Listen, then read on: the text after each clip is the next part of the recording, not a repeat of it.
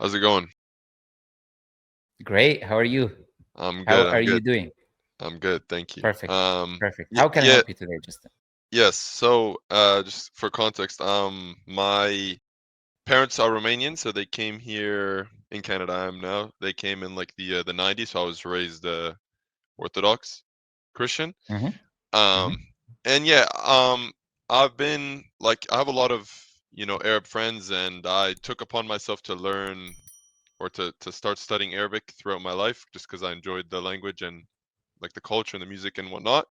So like I speak a little bit of it, and I enjoy studying it and whatnot. And of course, that kind of in my Arabic classes in university and whatever, the Quran came up obviously within study.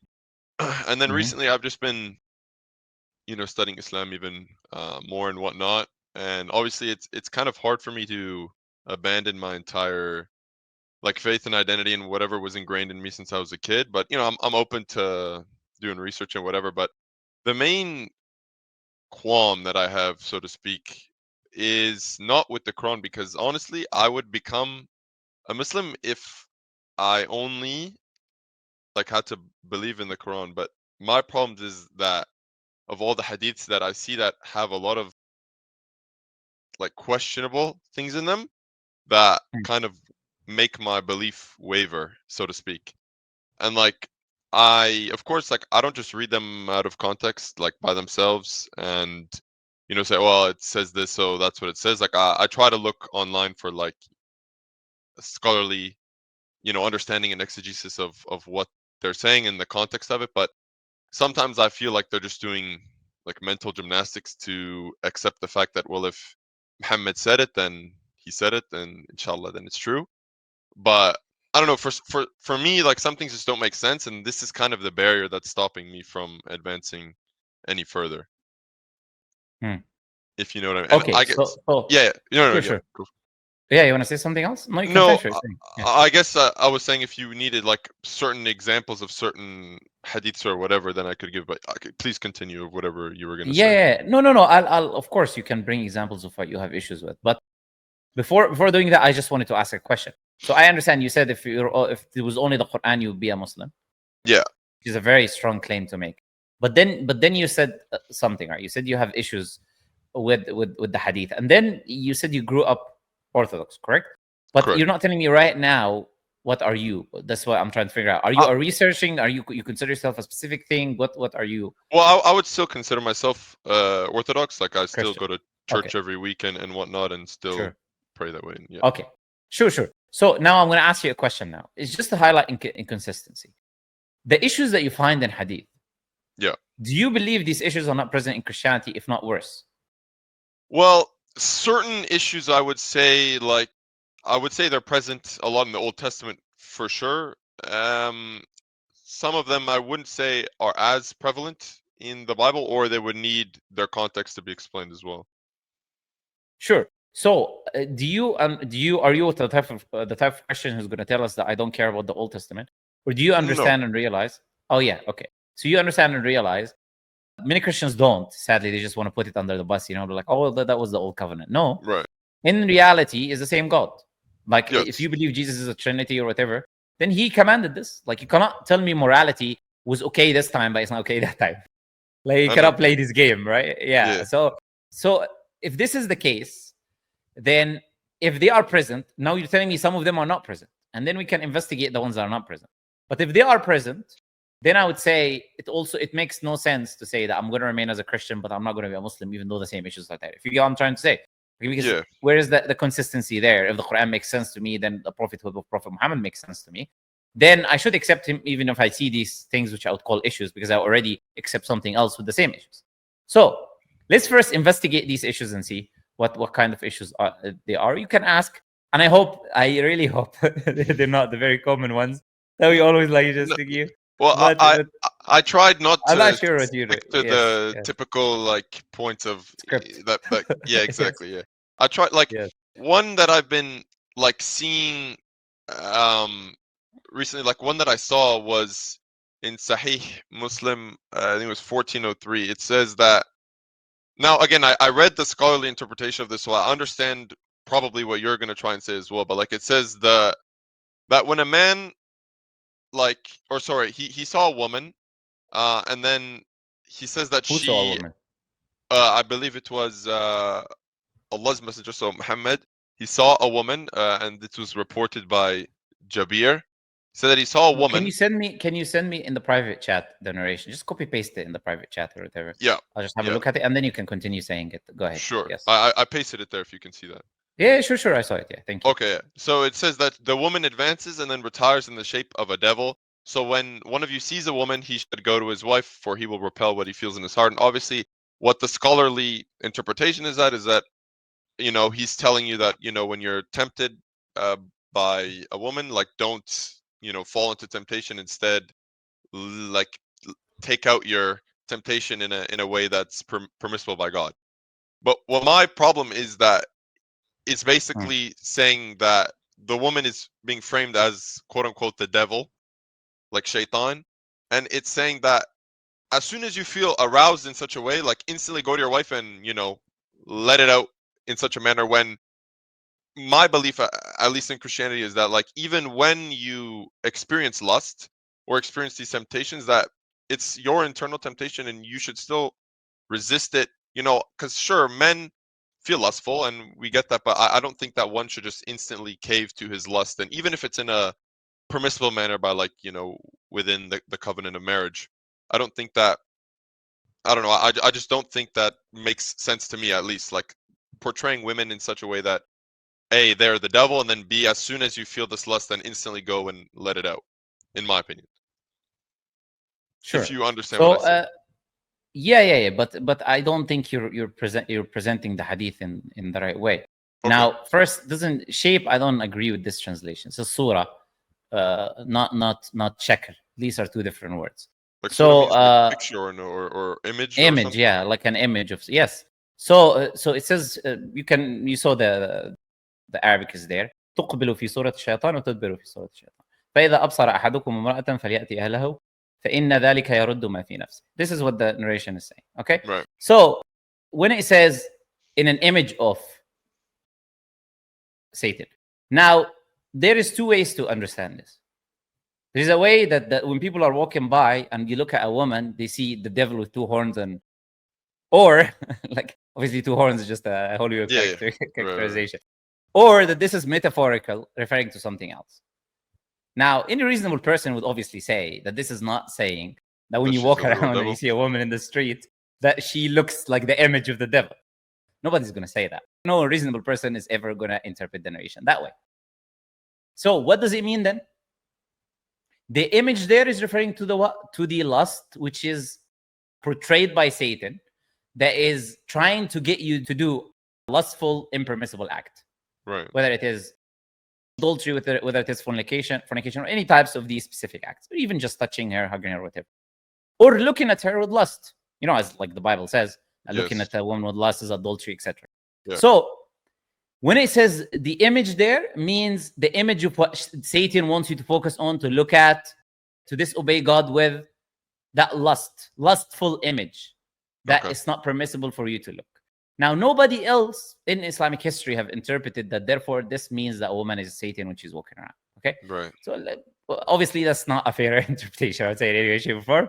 Like, if you really wants to be reasonable. Because, like I said, it's either like literally saying that, or it means something else, which even every reasonable person is going to say. Now, when it says, come to your family, now, that doesn't mean you should cave to your lust. In fact, that means the opposite. This narration is referring to those who will find something. يَرُدُّ مَا فِي نَفْسِهِ. What does يَرُدُّ مَا فِي نَفْسِهِ mean? It repels that which will come in his mind. Yeah. So this narration is a cure for a specific type of individual that when he sees, not every single person is like that. Mm-hmm. For an individual that if he saw and then thought about something, that can happen to anyone. Right. It can happen to any human being, right? We're not saying this happens to people who are not righteous or whatever. No, this can happen to any human being. We're all men. And anybody who claims that it doesn't happen to them is probably lying. So you can see anybody can look at a woman and get lustful. Like, this is like common sense. Right. So the Prophet in the narration, he had intercourse with his wife, and then he said this. So he's setting an example, obviously, to the people. That doesn't mean that the Prophet is looking at people lustfully, but he's setting an example for the people of what to do in case this situation arises or takes place. So, any human being can look at a woman lustfully. Let's say whether he's married or not married, it can either lead him to fornication or adultery. In this case, adultery because he's married, right? So this narration is specifically referring to someone who is married. So, okay, you're married. So if you get something in yourself, you start like feeling something lustful that could lead you into a wrong direction, then go and have intercourse with your wife. So this is a cure for a specific type of problem that can arise sometimes and cannot arise sometimes. Now, we cannot take a hadith that obviously is referring to a specific instance. Like I said, clearly metaphorical when it comes to the image part, and then apply it to every single case and scenario in every human being, and then derive from it that it means that every human being is lustful, whatever. No. Why? I'll give you a very simple answer from the Quran. The Quran itself teaches to lower our gaze. You probably know about that already. Yeah. قُلْ لِلْمُؤْمِنِينَ يَغُضُّوا مِنْ أَبْصَارِهِمْ, and say to the believing men to lower their gaze. وَيَحْفَظُوا فُرُوجَهُم, and to guard their private parts, meaning not to do fornication or whatever. So if the Quran tells you to lower your gaze, you're not going to need to look at a woman anyways in order for you to do this. Right. Okay. So, and the Prophet said, if you looked accidentally, then to look away. So the Prophet gives so many ways to like avoid this. But if someone were to look and then feel lustful, etc., and then he starts to feel something, so the Prophet is referring to something now, repelling something that you will get, certain desire, a lustful desire that can lead you to do something incorrect, then do this because this is permissible for you. And that would repel your desire because you would know this as a man. And men will know this. That this desire can be very strong, but the minute the man does his need, it disappears. Like it's no longer. I don't need to obviously explain. I get it. Everything completely is just, it's very easy. So I would say that is the most wise thing to say, actually. So this hadith is definitely given a cure to many people. That if some people were to apply, we'd have so many less cheating, scandalous relationships in the West, actually. No, that makes sense. Okay, I appreciate that. Yeah, I mean, I imagine that it wasn't the actual devil itself, but I guess just the wording kind of threw me off. But I mean, you put it in a good frame that it does make sense. And I'll give you another example. Okay, let me add to that as well. So I'll show you that this has nothing to do with women because you mentioned women. Sure. Now, the Prophet told us that, for example, if someone passes in front of you while you're praying, then you're supposed to stop them. Yeah, you're supposed to repel them and stop them. Right. And then it said if they don't stop, then fight them to push them. Like فَلْيُقَاتِلْهُ, it says like fight them. Right. فَإِنَّهُ شَيْطَان, because he's shaitan. He's a shaitan. Now, nobody thinks now, it's the same idea. Do you get the point? When it's here, man or woman, whoever is passing in front of you, uses the same term, and it calls them a devil or Satan or whatever. Right. Now, nobody comes and says, now, this has nothing to do with men or women. It has something to do with this person now is making an act of disobedience. He's doing the work of Satan. Therefore, he's referred to as Satan in that context. Okay? Makes sense. Yeah, I was gonna when you brought up that point with someone walking in front of you during prayer, because there was another hadith saying that like the things that which would annul a prayer would be like if a dog, a donkey, or a woman walk in front of you. And again, that was a bit weird to me because like likening a woman to a dog and a donkey in that context is like, I don't know, it's weird. Okay, again, I'm sorry, I'm gonna say this, but this will be very, very like a problem in understanding if you think of it that way. Okay, I mean, like if you mention three things together, does that mean you're equating them with one another? I'll give you an example. I'll say the man eats food, the dog eats food, therefore the man equals dog. That's what you're saying. I guess because the hadith is essentially mentioning three things which do a specific thing. Cut the prayer. And I'm going to explain what cutting the prayer is. Because three separate entities do one thing. You said, therefore, it says all of them are equal. How's that logic? Well, I wouldn't say all of them are equal in the sense of that, but it says it equates them together. You said it equates them to each other. Where does it do that? Yeah, I guess likens them. I guess likens them rather than equate. Okay, where does it do that in the narration? This is the same. I'll give you an example. Okay, I'll repeat the same example. The man eats food. The dog eats food. The man is like a dog. Okay, so look, like obviously men eat food and dogs eat food. Nobody's insulting there. Just because more than one thing does the same thing doesn't mean it's a dog. Now, let me explain the hadith. as many scholars have explained this hadith, Al-Qurtubi and others, many scholars have already explained this hadith. What does it mean to cut the prayer? It doesn't mean that it nullifies the prayer, as the scholars said. It means it decreases the reward of the prayer. Now, the answer, why does it mention dog, and why does it mention donkey, and why does it mention woman? Why does it mention these three specific things? For a simple reason. The donkey, when the donkey makes noises, it will distract you during your prayer if it walks in front of you. And that would cut your prayer, meaning decrease the reward, because you're going to be distracted. You're not going to focus on your prayer. Right. If it goes in front of you, you will get distracted because it makes noises, loud noises. When it comes to the dog, it will frighten you. Of course, like, I don't know, like just like random dog crossing in front of you while you're praying, you're going to get frightened. So that is going to distract you from your prayer and focus, and it will decrease your reward. If a woman crosses in front of you, can get you to have ideas, can get you to have lustful thoughts, etc. Can look at the wrong thing in the middle of your prayer. That can distract you. You can lose some of your rewards, and that would cut the prayer, meaning the focus that you have in your prayer. Right. That is why these three things are mentioned. But nobody is saying the three things are equated to one another. Most scholars in Islamic history have understood it in that way. And like I said to you, it's not even logic, because I could apply that statement to so many different things. Just because so many things do the same thing does not mean all of these things are equal. That's not logic. Right. So then by logic, then would you be able to apply, like, if anything, I guess, like, if anything that's distracting or makes noise or whatever walks in front of you or is present during the prayer, then it would also cut it? Yeah, if like, anything, yeah, there are things, but the Prophet mentions common things, especially at that time. Like, I guess people at that time, didn't pray. right. Yeah, people didn't pray. Of course, he's mentioning this. People at that time, you understood, they didn't have like all of these buildings that we have and clean roads. Right. They would pray, and that's why there's narrations about, like, it was, I think, Abdullah ibn Abbas, and he was passing with his horse while the believers are praying in rows. He's going with his horse. Like the people at that time, they would pray in the desert. They would pray in anywhere they can. Anything can pass in front of you. Right. Any animal can pass in front of you. Any human being can cross in front of you. Anything can happen. So of course, these things needs to be contextualized. Now, before we go to something else, now I'm going to apply now the consistency kind of thing I asked you in the beginning. Sure. Now, if a person is a defender of women, how does the Bible describe women? Because you had an issue when you with things which are clearly metaphorical and not only applicable to women, but applicable to everyone. Now, specifically applicable to women will have things in the Bible. For instance, the Bible will say that the woman is the reason for the original sin. She is to blame. She is the fault, the whole fault. And the man comes first, and she should remain silent. Shouldn't teach. She shouldn't assume any authority over a man. She should remain quiet. Right. And she shouldn't teach. Now, Islam doesn't teach that. So Islam is very clear that the sin was both Adam and Eve. The blame was both Adam and Eve from God. Repentance was for both of them. And the pain in pregnancy is a punishment for women in Christianity because of the Eve. Right. In the same chapter.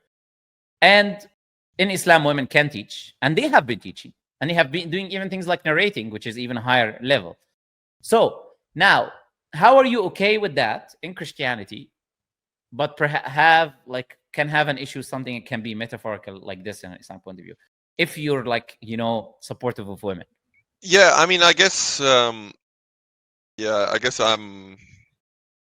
engaging in some sort of hypocrisy in that sense, because if I look at everything like Christianity, like, I would instantly assume, metaphor and whatnot, but then I guess I look at it more, like, I scrutinize it more. But these are not metaphors, though.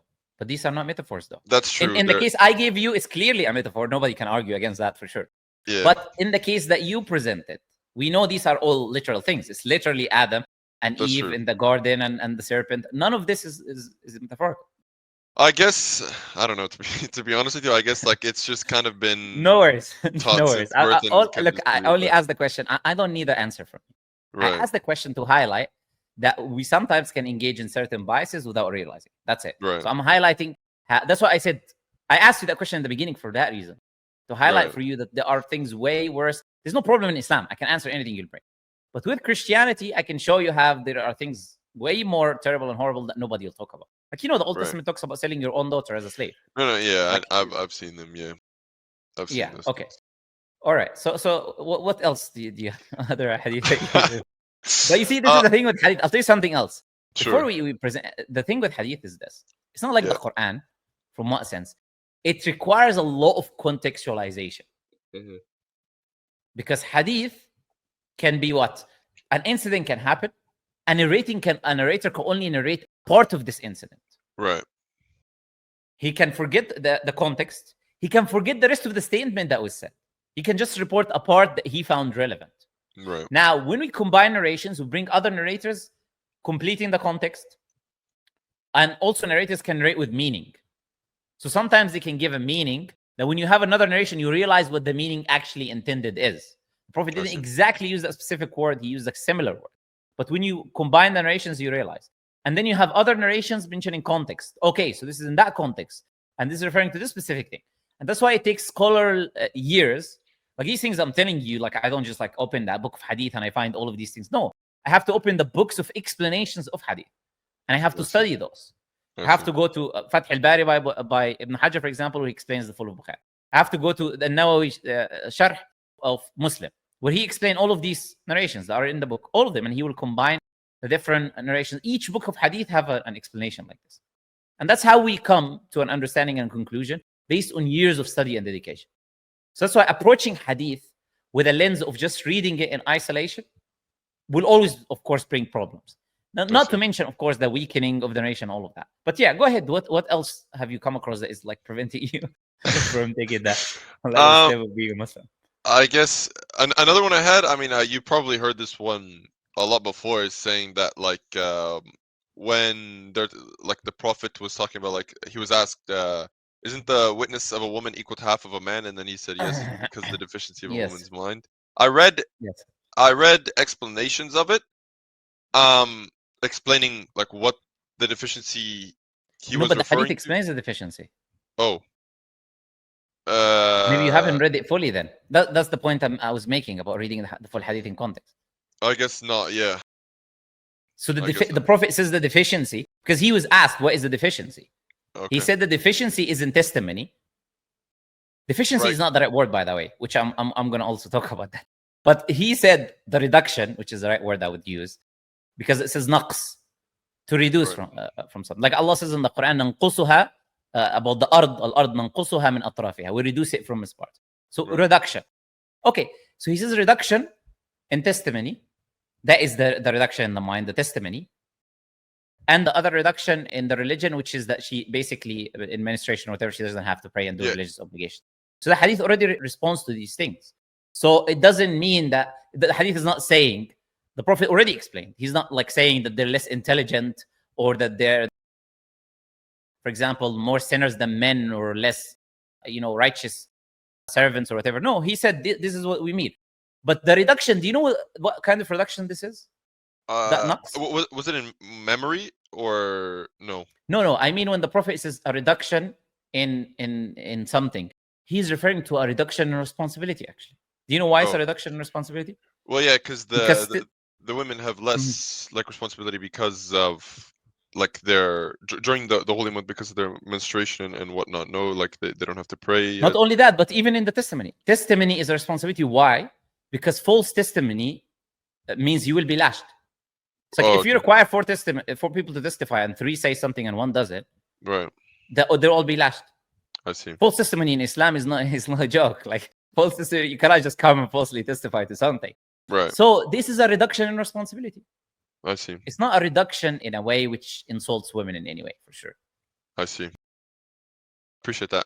Yeah, I have like some other dumb ones, I think, but I think I need to like take some more time and apply the kind of understanding that you were talking about and put more effort into looking at their context and whatnot. Because yeah, if you just look at it out of context or don't understand like where it was said, then yeah, you can arrive to these outcomes that don't exist but exist in your head, and then you make your own conclusion from them. So yeah, and many people, by the way, have this issue today. By the way, it's not just you. There's many people who say, "Oh, just follow the Quran alone today," and all of this stuff. Why? It's easier, and I don't see you doing that, by the way. But it's easier to be a lazy person. Right. Meaning, I have an issue with this, reject it. The hadith doesn't make sense to you. I'm gonna reject all of it wholesale. Right. Okay, but how are you gonna pray? No, I'm gonna take the part that I like, which is how to pray, how to fast. Like, okay, so is it authentic? Is it not authentic? Is it reliable or not? Is it historically accurate or not? So Right. it's easier, especially in this day and age. You know, people just go, and I made a video of this. You just go to AI. Oh, how can I do this? That's it. Like, nobody Right. really wants to read a book anymore. Nobody Right. wants to ask the person of philology anymore. So Yeah. a lot of people can take that route. Also, there's another route. Maybe there's a narration is very popular that people misuse against Islam. Okay, Yeah. I don't want to like be defensive with that. Oh, I reject this. This is not authentic. Mhm. No, like the religion is not a game. It's not our game. It's not like my backyard where I take what I want and I put what I want. This is God's revelation. And since it's God's revelation, there's no doubt that every single thing he taught is wise and has an answer. Right. There's no doubt to that. And I always challenge, look, I've been doing live streams for years. And Yeah. people come. Look, I cannot possibly know what you're gonna break. Right. I can't. Like, it's impossible. Yeah. But in the end, I know whatever it is, because Islam is the perfect religion, it will have a response. I know that. And Right. we've been demonstrating that, not just me, but other brothers for years. So now I'm going to ask you this, right? Since whatever left is dumb ones and whatever, why not take that step then? If the Quran makes sense to you, you read it, the majority of the hadith that you read, you know, like I can tell you tons of hadith that I'm sure that you will say this is the most wise thing you can hear. Yeah. The Prophet's teachings of and narrations. Like Yeah. One of you does not become a believer until you love for your brother what you love for yourself. Prophet said, you're not a believer if your neighbor sleeps hungry and you are full. Prophet mentions that from the perfection of your faith that you leave that which is not of your business. Prophet talks about richness, and he says the true richness is the richness of the heart, not money. Prophet makes these examples and parables to his companions, where he says, do you know who's the bankrupt person? And they say the bankrupt person is the one who doesn't have money. Mm-hmm. He says to them, no, the bankrupt person is the one who prays, gives charity. How is he bankrupt? He gives charity, prays, he does all of that. But he goes, curses this person, insults that person, which is, we have so many people like this. They pray and do the rights of God and they leave the rights of human beings. So if you look at the narrations, you can see the wisdom. I don't obviously need to explain that. The wisdom of the Prophet, which is a revelation from God in the end. As Allah says, he doesn't speak of his own. It's only revelation being given to him. وَمَا يَنطِقُ عَنِ الْهَوَىٰ إِنْ هُوَ إِلَّا وَحْيٌ يُوحَىٰ. This is the truth. So what's then? I would encourage you to take the step. Of course, you can take your time if you want. This is not like, this is just a suggestion, an invitation. Like you said, a friendly invitation. Like imagine me inviting you to my wedding or something. It's a friendly invitation. And it's up to you to act upon it or not. But if these are really the issues, then I don't see them as big issues. And I wish guidance for you. Since you see that the Quran makes sense to you. So if you want, you can, or if you want more research, you're welcome, and you're welcome to come back anytime, of course.